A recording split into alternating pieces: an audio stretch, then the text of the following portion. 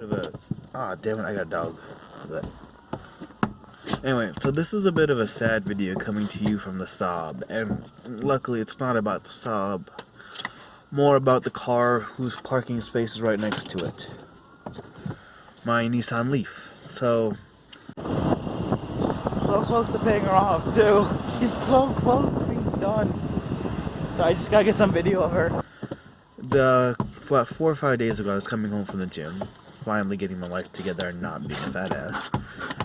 And what ended up happening was I was driving northbound on Decatur, and there was a car driving southbound. It was a 2018 Chevy Cruze with California plates, and it made a left turn going the wrong way on the freeway off-ramp for the US 95 on my green light.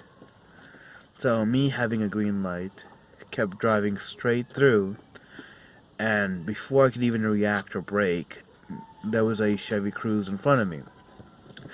And I hit this guy going about maybe 45, and between the massive A-pillars on that car and some guy driving the wrong way on the freeway off-ramp, I just T-boned him, and I landed in the middle of the intersection. My driver's airbag deployed, my side impact airbag deployed on the seat, and my side curtain airbag also deployed. Luckily none of the dogs or anything was in the car, it was just me. So the car got taken to a tow yard. Oh, but anyway, so a cop shows up, takes both of our information, tells me not to worry about the other guy, that all his information will be in the report. Gave me a piece of paper with my insurance policy number on it, the other guy's information, mainly his first and last name, and nothing else. I think I forgot to mention my whole little story. The cop actually pulled that guy over earlier that night for speeding and let him off the hook. And then that same cop is the one that responded to the crash that just happened, which was like, you know, it was kind of mind-blowing. But back to the story.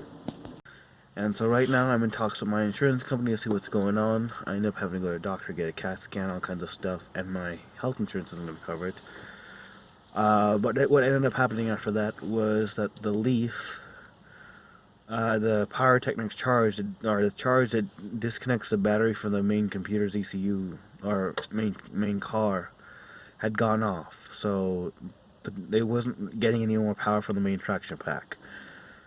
Funny story, when the cop got in my car, he couldn't figure out how to work it and how to get it in neutral. So there was a whole little funny exchange, which is kind of fun, I guess. Looks like the cop is enjoying himself. How do you work this thing, man? Oh, you foot on brake. What's on the brake? Is in neutral. Yeah, and I pull to the side and go back. How do you get it out of park? Where's your parking brake? There's parking brakes right there. It's electronic. To be honest, I think it automatically engages everything once it's, because the car is see, the main traction pack is separated from the actual. Shit. How do you put it back in How park? about I move my truck out the way and you just push it forward? Yeah. Because the parking brake's on, she won't go. Oh, my ear's fucked. No, it rolls right now. Okay. But what ended up happening after that, they took the car to the tow yard. And today we finally found out from the insurance adjuster that the car is probably totaled and has frame rail damage. So it's been $48,000, and the car's been great for the past 4.5 years that I've owned it, or 4 years that I've owned it. Almost paid it off. I think I only had $3,000 left on the car. And it is really sad to think about it, considering like I had so many memories in that car. Like I took my nephew, well, my sister, to the hospital the day, to deliver my nephew and everything. And like, actually, I think I taught my sister how to drive in that car too. Or at least I taught her some stuff on how to drive in that car. And it's just sad to think about it. So with the frame rail damage and with all the airbags gone off, I think the estimate to fix it was like $13,000. Now the car is only worth about $7,000, so they are going to total it out. And it is depressing. if I do end up getting another car, it's probably going to be something big and beefy, not so much electric, but more I'm gonna run you off the road if you hit me kind of car. Probably like a Ford Excursion V10 4-wheel drive or something like that, which is, I know, a bit of a departure from the electric car thing. But I think I might buy it back from the insurance company, because they're gonna give me $7,000 for the car, and I have $3,000 left to pay off on it, and it's about $2,000 taken off the sum if I keep the car. So I'll have about $1,000 left if I keep the, or $1,000 I get to my hand if I keep the car. And then I'm thinking, use my tax return money and some money I have saved up to buy a Ford Excursion and a trailer, and daily drive that and my Saab for a while. And as far as projects go, if I do get the Leaf, the damage is pretty extensive. I mean, the car is about 1.5 feet shorter than it should be. What sucks is it's happened not even like a mile from my house. You know, that's crazy how they say that happens so long.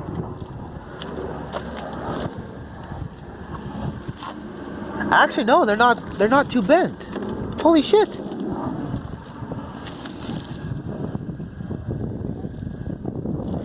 Yeah. Yeah. 48, 561. Oh, I was off by 300 miles. Yeah. Like, they're not straight, but they're not that bent. The impact is not in the car. Okay, so then it's in the house. It's probably underneath the truck. Underneath the car? Or underneath the back seat of the truck. The high voltage connections are intact. Fuse panels are broken. Coolant reservoir tank is broken. Yes, it is. Yeah, I know. I'm just going over everything. You're fixing it. I know. I want to check out this Corvette. It's a nice Corvette. Charge port, which is normally supposed to be dead in the center of the car, is actually off to the passenger side. So you can tell the impact did tweak the car quite a bit, and I'm not even too sure if it's straight anymore.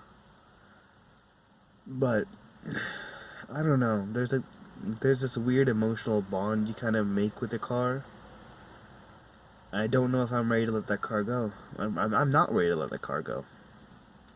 And that's probably why I've been off the channel for a while. Granted, this only happened about a week ago, so I don't really have an excuse for the past 2 weeks. But I don't know, it just messes with your soul a bit. To see, like, I was so close to getting my car paid off. The first car I bought with my own money. I really love that thing, man. Just see it go down like that was not right. Who drives the wrong way on a freeway off ramp? Like, seriously, what the fuck?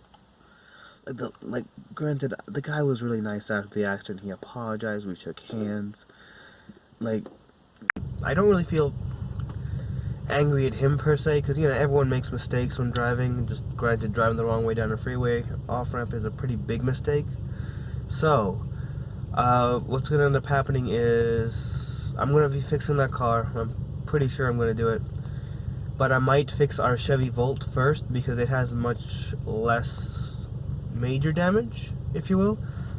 And if you want to see all that, just hit subscribe and stuff, and hopefully the car will be done soon. I really do love driving that thing, and it is such a fun car. And what's really depressing is actually right now, for the first time in a long time, I have to worry about going to a gas station. That is sad. I thought I was free of that forever. But nope. Anyway, hit subscribe if you want to see this stuff go happen, or if you want to see this car get fixed and stuff. Hit like if you sympathize with my sorrow. And that's about it. Oh, if you guys have any recommendations on where I can get parts, mainly the core support, the aprons, and the frame rails for this car, please leave those in the link down below, or the description down below, or comment section down below. There we go. Because I do need help finding parts, and I would prefer to use used parts on this car, because the OEM Nissan parts are insanely expensive. So the driver's side headlight is out, and that's going to run like $800 new. So I'm trying to see what I can find on eBay and stuff like that. So yeah, do all that. Have a good one, guys. Do whatever you do.